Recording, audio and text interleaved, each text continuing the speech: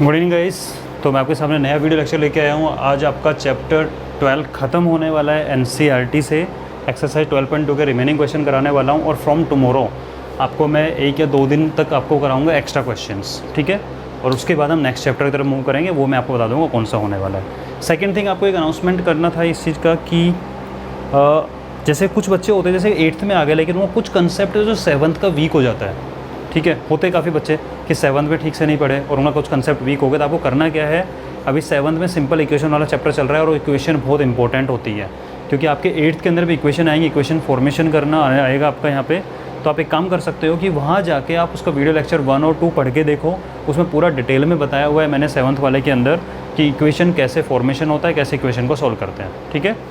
तो ये शर्माने वाली बात नहीं है कि आपको वो नहीं देखना है, आपको सपोर्ट होना चाहिए, मतलब कि आपको समझ में नहीं आ रहा टॉपिक क्लियर होना चाहिए। मेन चीज़ ये है, क्लियर करने के लिए आपके पास अवेलेबल है। सिंपल 7th की प्लेलिस्ट में गए, वीडियो लेक्चर 1 चला के देखा, पूरा इक्वेशन बताया हुआ है। पसंद आ रहा है, सेकंड चला के देखो, समझ में आ रहा है, आप क्वेश्चन करके देख सकते हो उन चीज़ों को, ठीक है ना। तो अपना बेस को स्ट्रॉन्ग करते चलो। अभी आप घर बैठे हुए हो तो अपना बेस स्ट्रॉन्ग कर लो, क्लियर। अब करते हैं क्वेश्चन नंबर 1। सेकेंड हम ऑलरेडी कल कर चुके हैं। Express following in standard form. Express following in standard form. इसमें बेटा एक चीज़ तो ध्यान ये रखना, जब कभी भी क्वेश्चन इस तरह से बड़ा आता है, नंबर ऑफ जीरो सही तरीके से काउंट करने हैं, ठीक है। अगर आपने सही तरह से काउंट किए तब प्रॉब्लम नहीं आएगी, अदरवाइज वो ही प्रॉब्लम हो जाएगी। तो देखो मैं एक एक करके बताता हूँ। फर्स्ट पार्ट यहीं से बताता हूँ, ठीक है। आप खुद सोचो कि मुझे इस डेसिमल को उठा के इधर लेके जाना है। कहाँ लेके जाना है? राइट में लेके जाना है डेसिमल को, यानी कि मुझे इसको मल्टीप्लाई करना पड़ेगा। देखो मैंने आपको समझाया था स्टैंडर्ड फॉर्म में आपको कुछ चीज़ तो करनी पड़ती है, मल्टीप्लाई या डिवाइड, ठीक है। एक तो करना पड़ता है और दूसरा उसके साथ फ्री में आ जाता है, राइट। तो आप खुद सोचो कि मुझे इस डेसिमल को उठा के यहाँ से 8 और 5 के बीच में लेके जाना है, तो मुझे 1 प्लेस 2 3 4 5 6 7 8 9 10 11 12 प्लेसेस शिफ्ट करना है। इसका मतलब देखो, अब थोड़ा शॉर्ट में समझ लो इस चीज़ को कि यानी कि जो देखो आपको दिया हुआ, चलो डिटेल में बता देते हैं यार। 2 4 5 6 7 8 9 10 11 और 8 5, ठीक है। मुझे इसको उठा के यहाँ लेके जाना है, यानी मुझे किसकी रिक्वायरमेंट पड़ेगी, तो मुझे 1 प्लेस शिफ्ट करना है, 2 प्लेस 3 4 5 6 7 8 9 10 11 12 शिफ्ट करना है। इसका मतलब कि मुझे जो नंबर दिया हुआ है इसको मुझे 10 की पावर 12 से मल्टीप्लाई करना पड़ेगा। देखो बेटा, क्या तो मैं 10 की पावर 12 लिख दूँ और अब चाहो तो मैं इसको ऐसे लिखूँ, ठीक है ना। तो बात तो वही है ना कि मुझे 12 प्लेस शिफ्ट करना है, तो मुझे एक नंबर चाहिए जिसमें 12 जीरो लगे हुए हों। इसका मतलब 10 पावर 12 ही होता है। तो अब थोड़े से बड़े हो गए हैं, बड़े हो गए मतलब हम लेक्चर का लास्ट चल रहा है, तब आप इस बात को समझ रहे होगे। 12 टाइम जीरो लिखने का मतलब शॉर्ट में 10 पावर 12 लिख सकते हैं, ठीक है। तो हम इन क्वेश्चन को ऐसे ही करेंगे, वरना तो पागल हो जाएंगे करते करते यहाँ पे। तो क्या हो रहा है एक्चुअल में कि इस नंबर को बनाने के लिए मुझे, यानी जो मेरी रिक्वायरमेंट है उसके लिए मुझे इसको 10 की पावर 12 से मल्टीप्लाई तो करना पड़ेगा, ठीक है। और उसके बाद में होगा कि एक्चुअल के अंदर कि मल्टीप्लाई करना पड़ा है, और इसके साथ मैंने कहा था एक चीज़ फ्री में आती है। वो क्या आती है? जो ये खुद होता है यही डिनोमिनेटर में आ जाएगा, क्योंकि एक्चुअल में मीनिंग तो क्या होना चाहिए, आपके पास 1 होना चाहिए। अब देखो ये वाला जो काम है ये तो यूज हो रहा है, 10 पावर 12 तो यूज हो रहा है भाई, ये तो मल्टीप्लाई करके इधर लेके आएगा इसको, ठीक है। तो जब इन दोनों को सोल्व करेंगे तो आपका 8.5 तो आ जाएगा, जो कि मेरी रिक्वायरमेंट है। और लेकिन अपोन में 10 पावर 12 बच जाएगा ये वाला, ठीक है, जो कि फ्री में आया था, फ्री वाला बचता है। अब इसको क्या लिख सकते हो आप, 8.5 और 10 पावर 12 अगर नीचे है तो ऊपर जाके क्या 10 की पावर -12 नहीं बन जाएगा ये, और ये आपका हो गया आंसर, ठीक है। और आप चाहो तो इससे वापस से यूजुअल फॉर्म में बना भी सकते हो। हम सीख चुके यूजुअल फॉर्म कैसे बनाता है। 10 पावर नेगेटिव हम लेफ्ट में शिफ्ट करते हैं डेसिमल को, ठीक है। अब करते हैं इसका सेकेंड पार्ट। ये था आपका नंबर, अब मैं यहाँ पे डायरेक्ट कर रहा हूँ, ठीक है ना। आप अपनी कॉपी में कर लेना। मुझे डेसिमल को लेके आना है 9 और 4 के बीच में यहाँ पे, तो मैं इसको 1 2 3 4 5 6 7 8 9 10 11 12 प्लेसेस शिफ्ट करने वाला हूँ, ठीक है। 1 2 3 4 5 6 7 8 9 10 11 12 प्लेसेस, यानी कि 10 की पावर 12 से मुझे मल्टीप्लाई करना पड़ेगा। और इसके साथ फ्री में क्या आ जाएगा, 10 की पावर 12 नीचे, और जो ऊपर वाला पार्ट है ये सोल्व होके बनेगा आपका 9.42, और नीचे 10 की पावर 12 बच जाएगा। और नीचे 10 की पावर 12 होता है, इसको आप क्या करोगे, ऊपर ले जाके 10 की पावर -12 बना दोगे, तो ये हो गया इसका आंसर, ठीक है। ऐसे ही आपको मैं दे रहा हूँ 10 सेकंड दे रहा हूँ, आप फटाफट से ये वाला क्वेश्चन करो। थर्ड वाला, इनको नोट कर लो, पॉज करके नोट कर लेना, लेकिन पहले थर्ड वाला क्वेश्चन कर लो। 1 2 3 4 5 6 7 8 9 10। ओके, अब पॉज करके ये वाला क्वेश्चन नोट करो और ये वाला क्वेश्चन नोट करो, सेकंड वाला, और मैं थर्ड वाला भी यहीं बताता हूँ। ठीक है, ये बात समझ में आ रही है? एक तो हमें करना पड़ता है और एक फ्री में आ जाता है, राइट? यही रूल चल रहा है। हाँ जी, दोनों क्वेश्चन इरेज कर दो, फर्स्ट और सेकंड इसका हो चुका है आपका। अब देखो, मुझे डेसिमल को लाना है, लेकिन पहले देखो से डेसिमल है कहाँ, वो डेसिमल बैठा हुआ है यहाँ सबसे लास्ट में, उसको मुझे 1 प्लेस 2, ठीक है, इधर लाओगे 1 2 3 ऐसे करोगे ना, तो 1 2 3 4 5 6 7 8 9 10 11 12 13 14 15 प्लेसेज इधर लेके आना है इसको। इसका मतलब मुझे इसको अगर लाना है 15 प्लेसेज इधर, तो मुझे 10 की पावर 15 से डिवाइड करना पड़ेगा, ये तो मुझे करना पड़ेगा, ठीक है। और इसके साथ फ्री में क्या आ जाएगा, 10 पावर 15 ऊपर फ्री में आ जाएगा, राइट।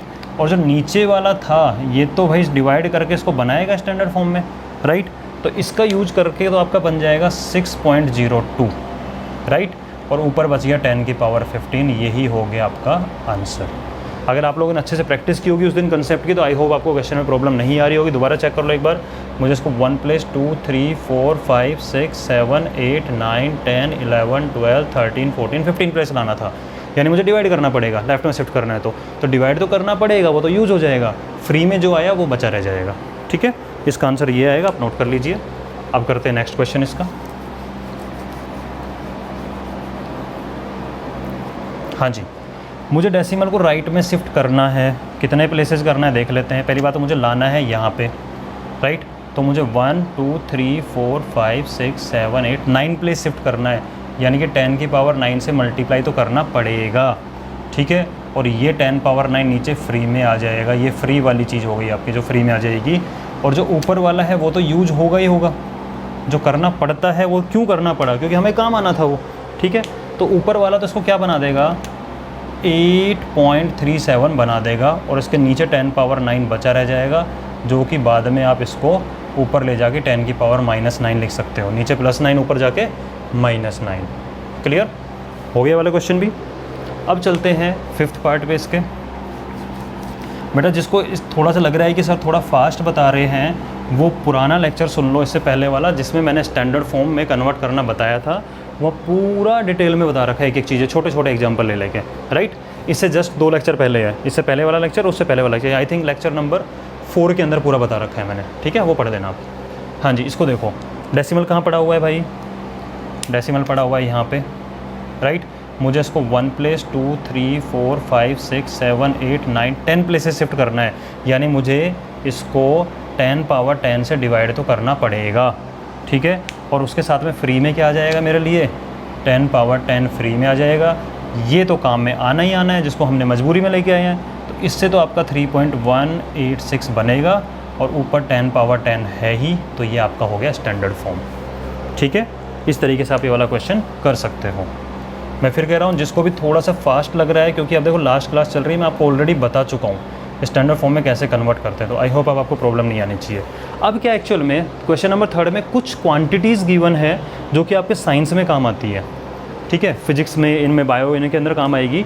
उन क्वांटिटी को आपको स्टैंडर्ड फॉर्म में लिखने को बोला हुआ है। जैसे इसने बोला है 1 माइक्रोन इज़ इक्वल टू, ऐसे लिखते हैं, तो इसको स्टैंडर्ड फॉर्म में क्या लिखेंगे, ठीक है। तो हमारा मैथ्स का वर्क इतना सा है स्टैंडर्ड फॉर्म में, लेकिन आपको ये याद भी हो जाना चाहिए 1 माइक्रोन का मतलब क्या होता है।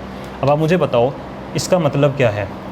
क्या मैं इसको ऐसे लिख सकता हूँ 1 अपॉन, देखो कितने जीरो हैं, 2 4 6, तो क्या मैं इसको 10 की पावर 6 लिख सकता हूँ। 1 के बाद में 6 जीरो लगे हुए हैं, इसका मतलब 10 पावर 6 हो गया। 1 अपॉन 10 पावर 6 को क्या मैं 10 की पावर -6 लिख सकता हूँ, ऊपर जाके +6 ऊपर जाके -6 बन जाएगा, और मीटर तो लिखा हुआ ही है।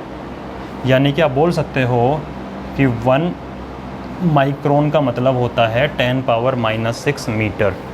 1 माइक्रोन बोल दो, या इसको एक्चुअल में एक चीज़ और बोलते हैं, उसको बोलते हैं माइक्रोमीटर। माइक्रोमीटर, माइक्रोन मतलब माइक्रोमीटर, तो 1 माइक्रोमीटर में 10⁻⁻6 मीटर होते हैं।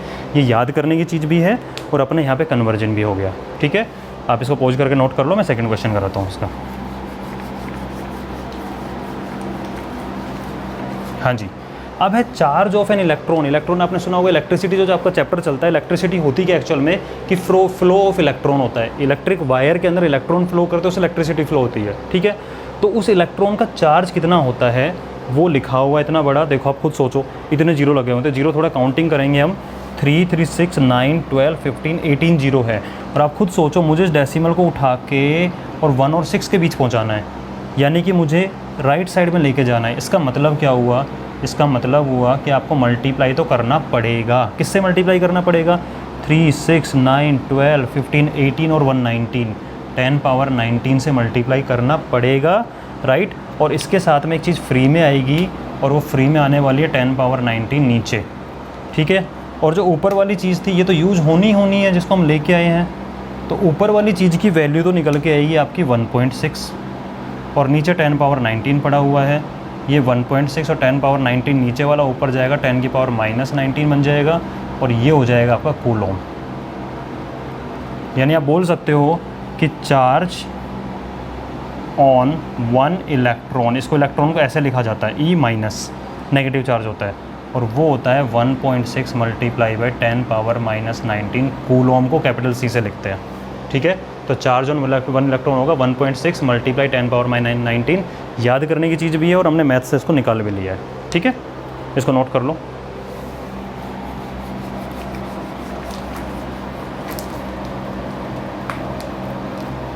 हाँ जी, अब थर्ड क्वेश्चन है इसका, साइज ऑफ बैक्टीरिया। आपको पता है कि बैक्टीरिया बहुत छोटा होता है, लेंस लेके देखना पड़ता है। ठीक है, तो देखो मीटर है, लेकिन कितना छोटा मीटर में, मीटर में कितना है 0.0000005, राइट। अब आप खुद सोचो कि जो लिखा हुआ है आपका, चलो इसको ऊपर लिख देते हैं एक बार, 0.0000005 मीटर। आपको डेसिमल कहाँ लेके आना है? 5 के बाद, इससे पहले एक ही डिजिट होनी चाहिए, राइट। इसका मतलब मुझे इसको मल्टीप्लाई तो करना पड़ेगा, कितने से? 2, 4, 6, 7, 10⁻7 से मल्टीप्लाई करना पड़ेगा, क्योंकि 7 प्लेसेस शिफ्ट कराया हमने इसको। और इसके साथ गिफ्ट में फ्री में क्या आएगा? 10⁻7 नीचे आएगा। ये जो ऊपर वाला पार्ट है ये तो बन जाएगा 5 बोल दो या 5.0 बोल दो, एक ही बात होती है। ठीक है, ऊपर वाला पार्ट बनेगा 5, और इसके अपोन में 10⁻7 रखा हुआ है 5, और नीचे 10⁻7 है, तो ऊपर जाके 10⁻7 बन जाएगा मीटर। यानी आप बोल सकते हो कि साइज ऑफ बैक्टीरिया इतना छोटा होता है 5 मल्टीप्लाई 10⁻7 मीटर। ठीक है, बहुत छोटी क्वांटिटी है, आप खुद देख लो इससे। ठीक है, हाँ जी, ये हो गया, नोट कीजिए इसको। फिर देखते हैं नेक्स्ट क्वेश्चन,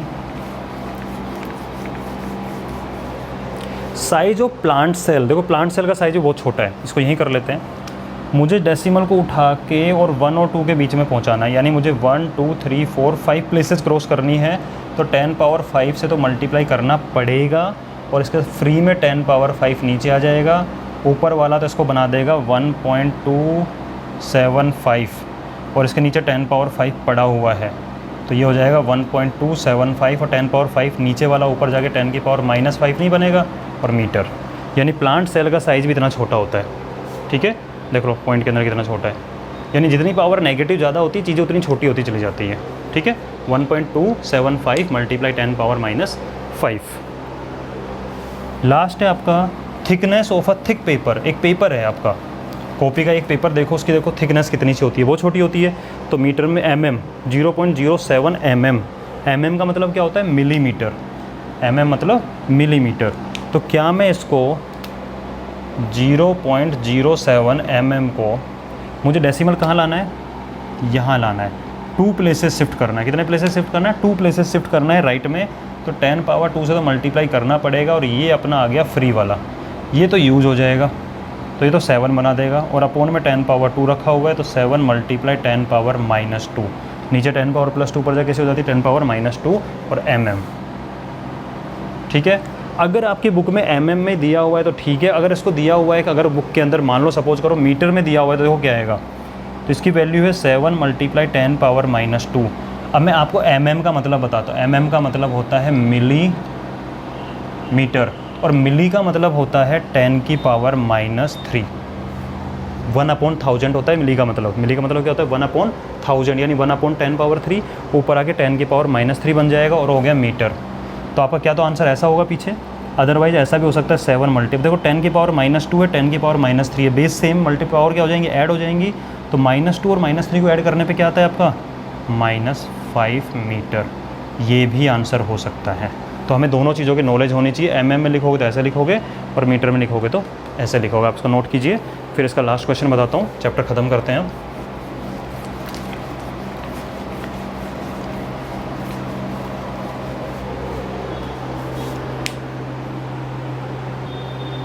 हाँ जी बेटा, last question of this chapter from NCERT. फिर एक्स्ट्रा क्वेश्चन कराने वाला हूँ, क्लास मिस नहीं करनी है। तो कोई भी इस वीडियो से स्टार्ट कर रहा है बेटा, वीडियो 1 से स्टार्ट कर देना पड़ना है इस चीज़ को, अगर आपको टॉपिक को अच्छे से समझना है तो। और रेगुलर वर्क किया करो एक सेपरेट रजिस्टर में, ठीक है ना। और अगर पसंद आ रहा है तो लाइक प्रेस कर देना। पसंद आ रहा है ना, अभी तक आप पढ़ रहे हो, उसका मतलब आपको पसंद आ रहा है तो लाइक दबाएंगे। अभी लाइक दबा दो यहाँ पे नीचे, ठीक है। उससे क्या होता है, लगता है कॉन्फिडेंस आता है कि हाँ बच्चों को पसंद आ रहा है, ठीक है ना। और शेयर करो, सब्सक्राइब करो इस चीज़ को। अब क्या लिखा हुआ? In a stack there are 5 books each of thickness 20 mm एंड 5 paper sheet each of thickness 0.016 mm। What is the total thickness of stack? इसका मतलब क्या है? एक्चुअल में हो क्या रहा है कि घर में आपकी एक अलमारी है, फालतू की लैंग्वेज डिफ़िकल्ट बना देते हैं यार। एक अलमीरा मतलब इस तरह से आपने रखी हुई है दीवार में, ठीक है। कितनी बुक रखी हुई है? 5 बुक रखी हुई है। तो ये होगी आपकी बुक 1, तो बैक से कर लेते हैं यार, ठीक है। ये हो गई आपकी बुक 1,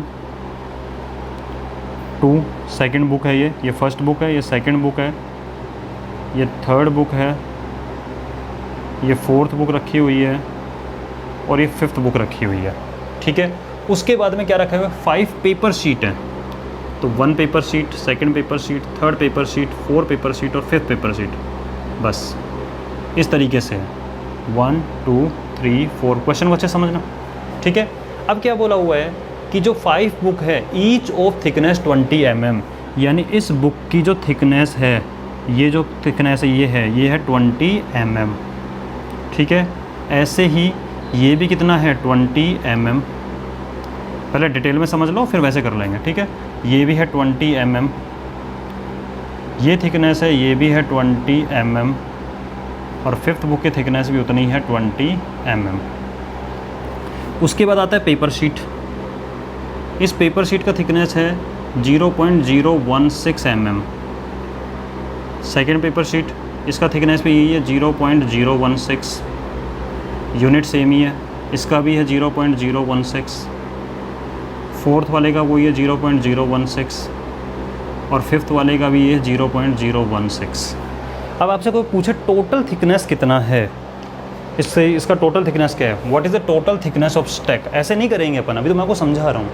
तो आप क्या करोगे? सर इन सबको ऐड कर दो, 20 + 20 + 20। देखो ये 20 है, फिर 20 20 20 20, इन सबको ऐड कर दो, और उसका 0.016 0.016 0.016 0.016 0.016 को ऐड कर दो, टोटल को ऐड कर दो, तो आपकी थिकनेस निकल जाएगी। ये तरीका हो गया बिल्कुल देसी तरीका कि आप इन सबको ऐड कर सकते हो। समझ में आ गया? ये कंसेप्ट आपको समझ में आ गया, उससे आप अपना साइड में निकाल लो। अब हम एक्चुअल में करेंगे क्या हम एक काम नहीं कर सकते? ये 20 20 20 20 कितने टाइम है? 5 टाइम नहीं है। और जो 20 20 20 20 5 टाइम है, ये क्या है एक्चुअल में? ये टोटल थिकनेस ऑफ बुक्स है। ये टोटल थिकनेस ऑफ क्या है? बुक है, राइट।